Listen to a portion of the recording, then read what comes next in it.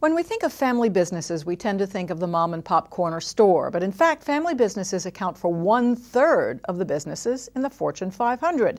And here to tell us more a little bit about that topic and how it's doing in the crisis is INSEAD Professor of Family Business, Randel Carlock. Thank you for being with us. Shelley, thank you for having me. How many family businesses are actually out there in the multi-million-dollar range that we might not realize are run by families?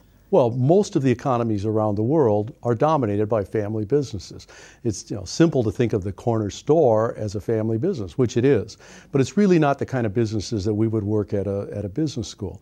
We're looking at the families like the Cargills and the Peugeots, the Toyotas, the large global businesses that are controlled by families, and they have very special issues around decision making, around family relationships, and that's the kind of activities we do at INSEAD.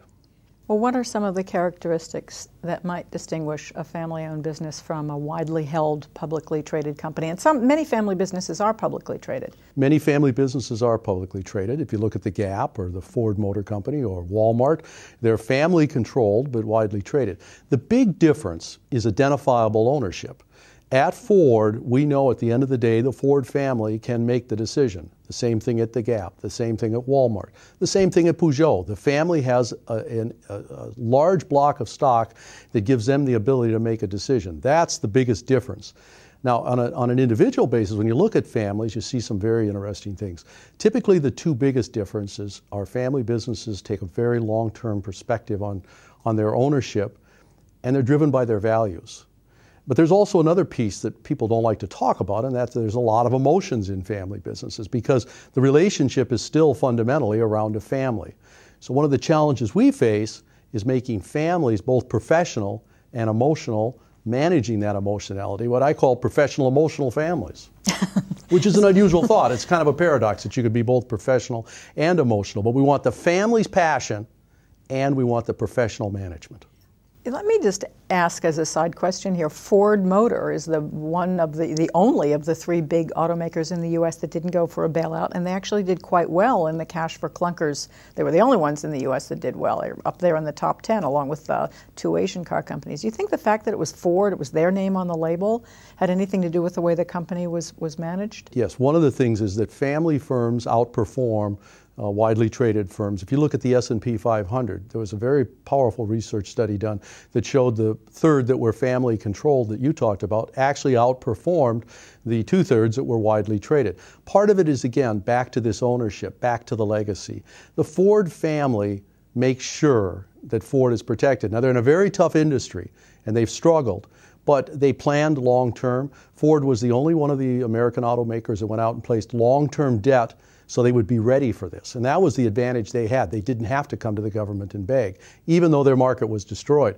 If you look around the world, Toyota, BMW, Volkswagen, all well positioned in the same industry.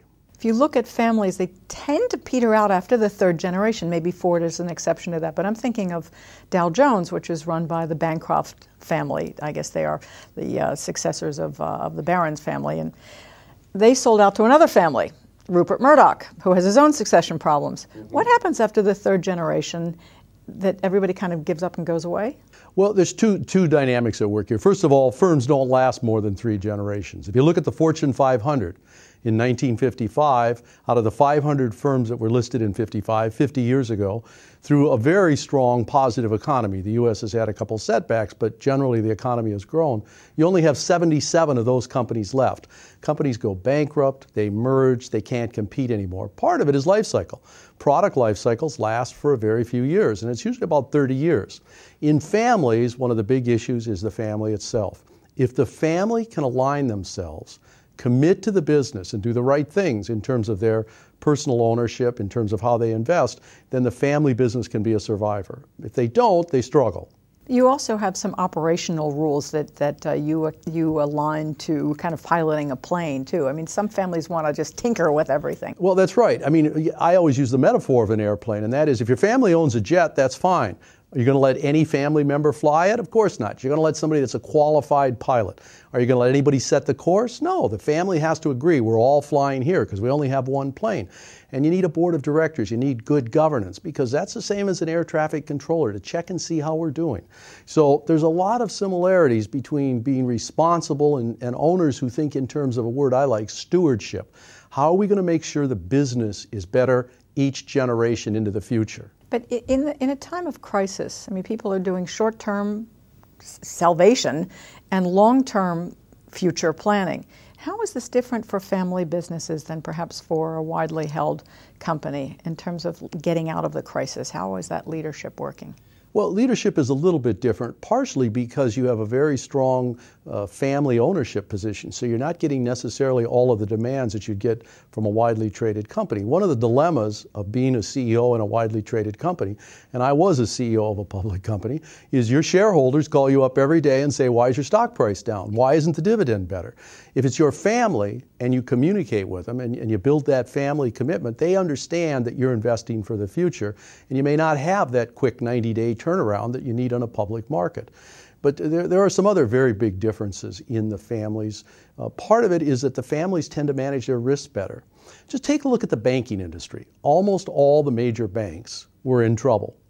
But you didn't see Pictet, you didn't see Lombard Odier, you didn't see Julius Baer. All family-controlled banks, they weren't in trouble, and they're in the same industry, partially because they managed their risks. The other part is because they were responsible, the family. And the family said to their employees, we're not out there to make quick profits. Don't see how many funny instruments you can sell to your clients. Sell your clients careful, safe, long-term investments. That's the thinking that protects the family business.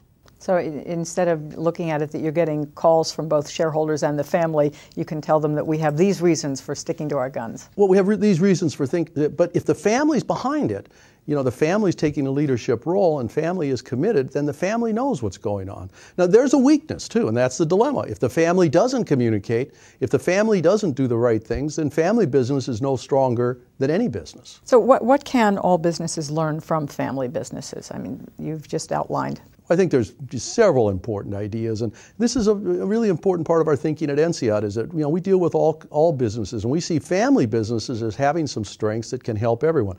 One of them is this idea of stewardship, and it's an important theme at INSEAD in our corporate social responsibility activities, and that is you have to think about the total community, you have to think about long-term and all your stakeholders. Family businesses do this naturally. If my name's on the building, my kids go to the schools, I'm going to pay attention to that community. If I'm an executive and I'm going to live in a community for 3 years and then get promoted to another part of the country or another part of the world, what's my connection? What's my roots? So stewardship is one important piece. Another one is values. You know, a lot of the family businesses are running on the same values they were founded on. And values, whether it's widely traded or family traded, family controlled, are very important. Look at Apple. I mean, the fear everyone had when Steve Jobs was ill was not that Steve Jobs wouldn't be there, but that Steve Jobs' values wouldn't be there. That innovation, that willingness to reach out and take chances on products that no one else would be willing to try. That's what family businesses have when they live by their values. It's also entrepreneurship. I mean, he's managed to maintain that. That's part of family businesses. And that's an important theme also that I talk about with family businesses a lot, but it's a natural. Almost every family business in the world, in fact, I can't think of one, were created by entrepreneurs. And so that value of risk-taking and trying new things, that's an important piece of what keeps a company alive and regenerating itself. Great. Thank you very much, Randel Carlock, for being with us. Thank you, Shelley.